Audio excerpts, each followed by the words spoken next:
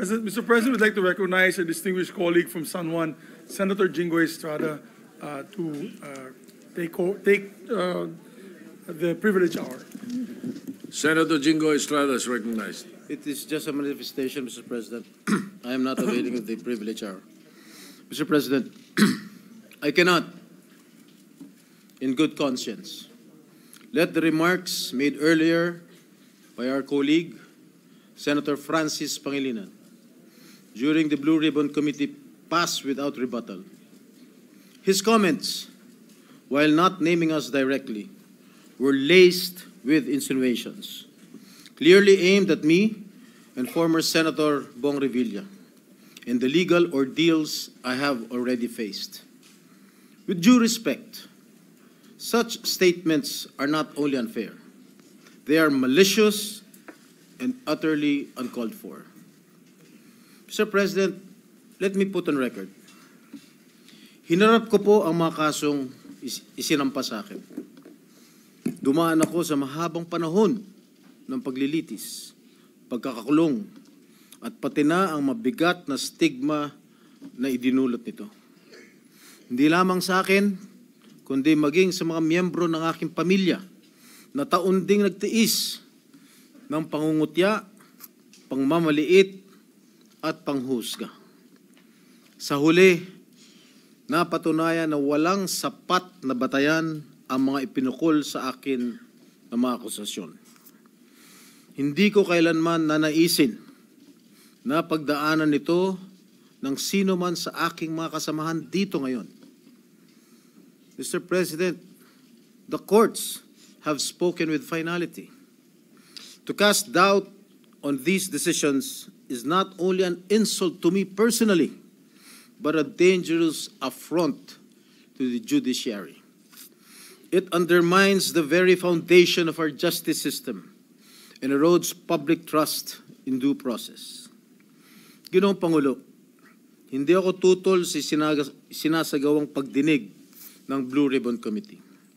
Ngunit, hindi ko pahihintulutan na ang kasalukuyang issue ay gamitin upang idikit muli sa akin ang mga maling paratang at sadyang impluwensyahan ang opinyon ng publiko. Ang mga kasong may kinalaman sa PDAF ay naresolba na ng korte matapos ang masusing proseso ng batas. To insinuate otherwise is nothing less than an attempt to rewrite history and to malign the integrity of the judicial process. I urge my colleagues to exercise prudence, fairness, and much of all, respect. I too deserve to be heard and to defend myself, whether in this august chamber or before any court of law.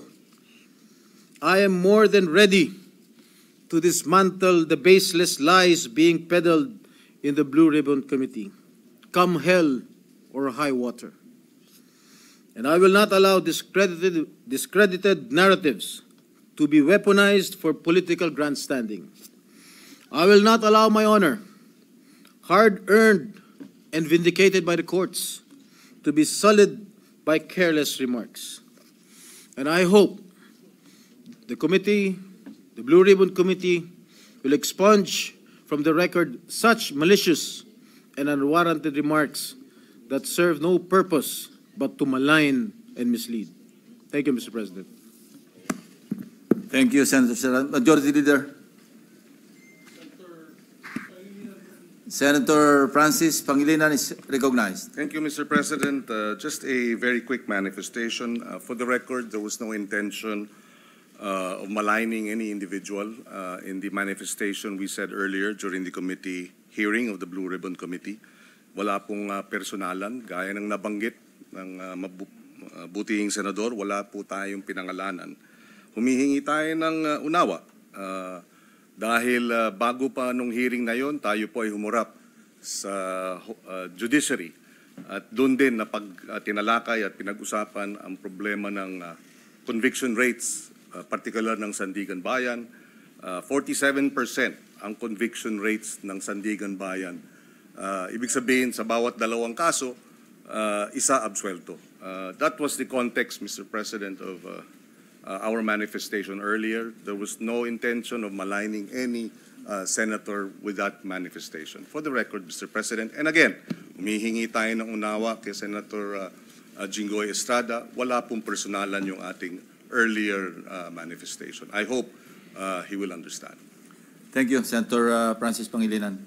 President, Yes, if I you may- may respond. Ang sabi po ni Senator Pangilinan, wala ho siyang binanggit na pangalan. Pero napaka-obvious naman po ang kanyang sinabi kanina dun sa Blue Ribbon Committee.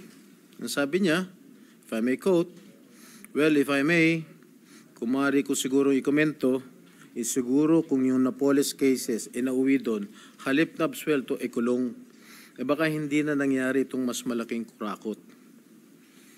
Those were the words of Senator Kiko Pangilinan. Sino ba ang pinatatamaan niya?